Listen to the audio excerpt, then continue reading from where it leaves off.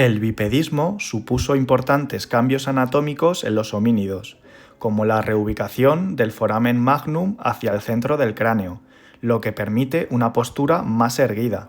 Además, se desarrolló una curvatura en la columna para facilitar el equilibrio y amortiguar impactos, y el pie evolucionó alineando los dedos y formando un arco plantar para distribuir así mejor el peso.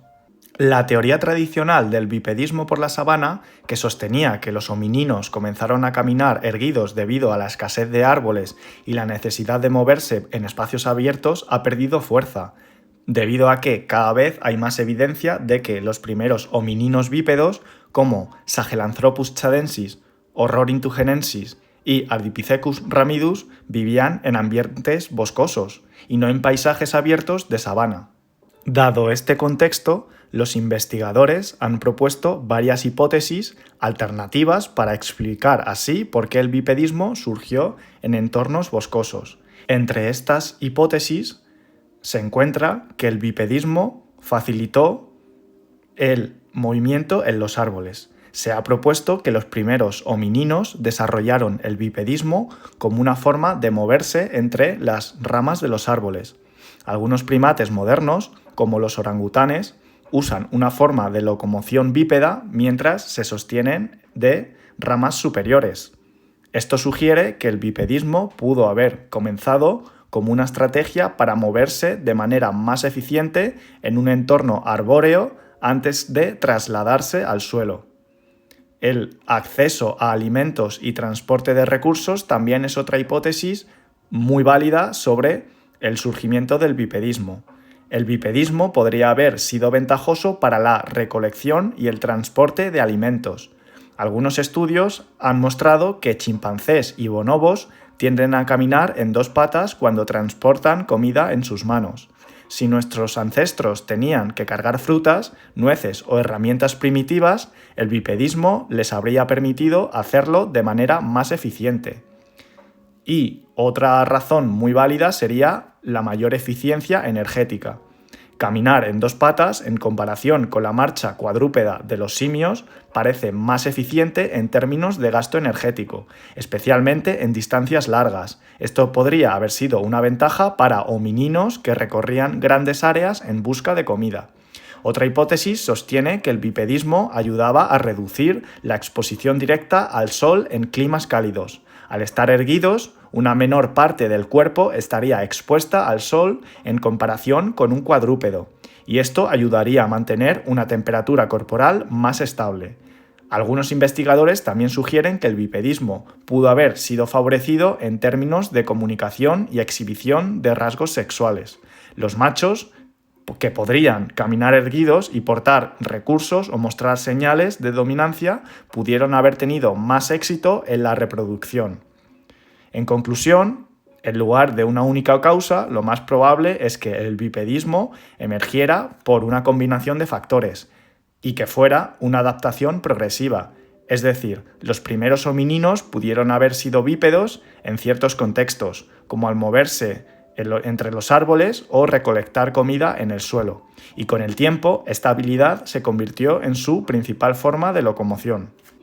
El bipedismo aportó ventajas clave, ya que, como mencioné, redujo la superficie del cuerpo expuesta al sol, disminuyendo la necesidad de agua y permitió una mejor capacidad visual al poder observar por encima de la vegetación. También facilitó el acceso a recursos alimentarios dispersos y distantes, aunque a costa de una menor velocidad. Esto se compensaba con un mayor ahorro de energía y resistencia, como también mencioné. Otra ventaja fue la posibilidad de transportar crías y objetos. Sin embargo, también trajo desafíos, como la dificultad en la reproducción debido a una pelvis más estrecha, lo que complicó los partos y requirió asistencia. Como consecuencia, los bebés nacen con cerebros más pequeños y mayor indefensión, lo que aumentó la necesidad de protección materna y paterna y favoreció un gran crecimiento cerebral en los primeros años de vida. El canal de parto también sufrió modificaciones. En los chimpancés es más amplio, ovalado y con orientación sagital, permitiendo un parto dorsal relativamente fácil. En los humanos, en cambio, el canal de parto es más estrecho y redondeado, con una orientación que obliga al bebé a rotar primero transversalmente y luego sagitalmente para poder salir, lo que hace que el parto sea más difícil.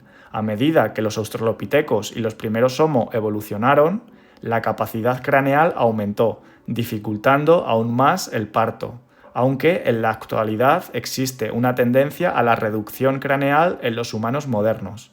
La línea evolutiva de los homínidos comenzó con la separación de los gorilas hace aproximadamente 12,5 millones de años, seguida por la de los chimpancés hace unos 9 millones de años. Las etapas clave en este proceso se sitúan en el Plioceno y el Pleistoceno. Los hallazgos fósiles más importantes se concentran en África Oriental, especialmente en el Valle del Rift, donde la erosión ha facilitado el acceso a los estratos geológicos más profundos. Lugares como Adar en Etiopía o el lago Turkana en Kenia han proporcionado restos clave de homínidos. También se han encontrado vestigios en la zona del Chad, como el Sahelanthropus chadensis. Sahelanthropus chadensis es un género extinto de homínido que vivió hace aproximadamente 7 a 6 millones de años, es decir, durante el Mioceno tardío. Sus fósiles fueron descubiertos en el norte de Chad por un equipo franco-chadiense liderado por Alain Beauvillain. El hallazgo tuvo lugar el 19 de julio de 2001. El espécimen más destacado es un cráneo parcial apodado Toumai, que se convirtió en el holotipo de la especie. Este descubrimiento marcó un hito en la paleoantropología, ya que Sahelanthropus es considerado uno de los homínidos más antiguos conocidos. Este descubrimiento marcó un hito en la paleoantropología, ya que Sahelanthropus es considerado uno de los homínidos más antiguos conocidos. Los restos de Sahelanthropus chadensis incluyen 9 fósiles craneales y postcraneales correspondientes a al menos 6 individuos. Entre ellos se encuentran un cráneo incompleto, 4 mandíbulas parciales, 4 dientes aislados y una diáfisis del fémur izquierdo. Sus rasgos anatómicos en general eran muy parecidos a los rasgos anatómicos de los chimpancés actuales. El cráneo, aunque pequeño y de aspecto simiesco, presenta rasgos que lo acercan ya más a los humanos, como un rostro algo más alto y unos caninos relativamente pequeños, aunque aún su rostro era muy achatado. Su volumen cerebral es de aproximadamente 350 a 370 centímetros cúbicos, similar al de los chimpancés modernos. Su arco supraorbital es prominente y carece de cresta craneal. Su altura oscilaba entre los 1,20 m y 1,40 m de altura. Por otro lado, su peso oscilaba entre los 35 a 50 kilogramos.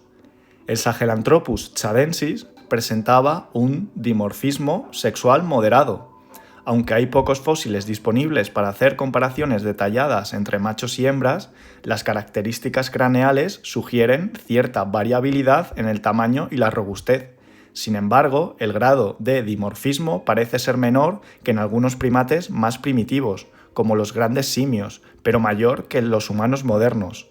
Una de las características más discutidas es la posición del foramen magnum, que sugiere la posibilidad de que Sahelanthropus fuera bípedo, es decir, que caminaba sobre 2 patas. Sin embargo, el análisis del fémur hallado cerca del cráneo ha generado controversia, ya que algunos investigadores cuestionan su pertenencia a un homínido bípedo. Este debate sigue abierto y es fundamental para determinar si Sahelanthropus era un bípedo habitual o no. Sahelanthropus chadensis es considerado un candidato clave para comprender los orígenes de la humanidad. Su antigüedad lo sitúa cerca del punto de divergencia entre los linajes de humanos y chimpancés. Inicialmente se propuso que podría ser un ancestro común de ambos, pero interpretaciones posteriores sugieren que podría ser un miembro temprano de la tribu Gorilini, o un homínido basal fuera de la línea directa que conduce a los humanos modernos. Su dieta omnívora, inferida a partir de sus dientes, también lo acerca a los humanos actuales. A pesar de su importancia, la posición filogenética exacta de Sahelanthropus sigue siendo incierta. Algunos investigadores lo consideran un posible antecesor de Ardipithecus ramidus, mientras que otros argumentan que sus rasgos no se corresponden con ninguna otra especie homínida anterior, lo que lo sitúa en un lugar único dentro del árbol genealógico humano. El nombre Sahelanthropus deriva de Sahel, la región donde fue descubierto, y anthropos, que significa hombre en griego, por lo que su nombre se traduce como el hombre de Sahel. El nombre específico, Tchadensis, hace referencia a Chad, el país del hallazgo. Este nombre refleja la importancia simbólica del descubrimiento no solo para la ciencia, sino también para la cultura local. El descubrimiento de Sahelanthropus chadensis ha sido fundamental para entender los primeros pasos de la evolución humana. Aunque su clasificación y posición filogenética siguen siendo objeto de debate, sus características anatómicas y su antigüedad lo convierten en un fósil clave para estudiar el origen de los homínidos. Su hallazgo en Chad también destaca la importancia de África como cuna de la humanidad y subraya la necesidad de continuar explorando regiones poco estudiadas para desentrañar los misterios de nuestro pasado evolutivo. Orrorin-tugenensis es una especie de homínido fósil descubierta en el año 2001 cerca de la localidad de Tugen, en las colinas de la región central de Kenia. El hallazgo fue realizado por un equipo liderado por el investigador inglés Martin Pickford. Pronto se reconoció que no pertenecía al género Homo ni a los australopitecinos. Las dataciones sitúan a Orrorin-tugenensis entre 6,2 millones y 5,6 millones de años, es decir, durante el Mioceno final, lo que lo convierte en uno de los homínidos más antiguos conocidos. En cuanto a su anatomía y características físicas, Orrorin-tugenensis presenta una combinación de rasgos tanto simiescos como humanos, destacando por su capacidad para la bipedación. Algunas de sus características más relevantes incluyen, obviamente, el bipedismo, debido a la longitud y forma del húmero y el fémur, junto con la disposición de la articulación de la cadera. Todo ello sugiere que Orrorin era capaz de caminar sobre dos piernas. Esta adaptación lo sitúa como uno de los primeros homínidos bípedos conocidos. Los brazos de Orrorin-tugenensis eran largos y adaptados para la escalada, con húmeros robustos y falanges curvadas que sugieren habilidades para trepar árboles. Sin embargo, al también presentar características en el fémur que indican bipedismo, lo que se sugiere es una combinación de locomoción arbórea y terrestre. En cuanto a su dentición, los caninos de Orrorin son pequeños, mientras que los molares son relativamente grandes, lo que indica una dieta principalmente herbívora y frugívora. Sin embargo, es probable que también consumieran insectos, lo que sugiere una dieta omnívora.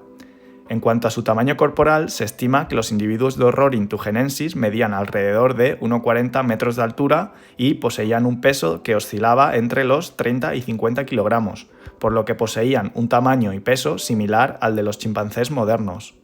El dimorfismo sexual de Orrorin-tugenensis no está completamente claro, debido a la escasez de fósiles, pero la evidencia sugiere que era moderado.